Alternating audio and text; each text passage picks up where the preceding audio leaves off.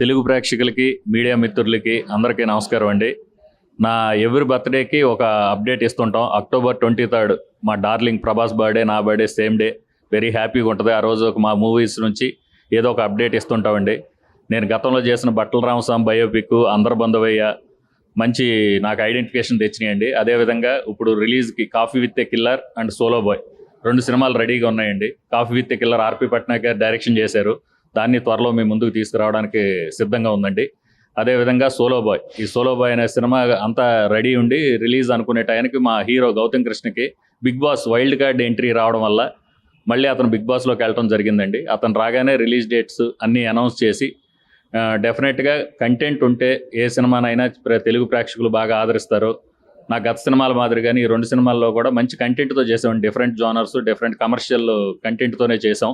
ఇప్పుడు solo boy అనే చిత్రంతో నవీన్ కుమార్ గారు అనే ఇంకో కొత్త దర్శకుడిని కూడా ఇంట్రడ్యూస్ చేస్తున్నామండి. ఈ సినిమాలు కూడా ప్రేక్షకులందరికీ ఖచ్చితంగా నచ్చుతాయని నేను మనస్ఫూర్తిగా కోరుకుంటున్నానండి. Thank you so much. Thank you media also.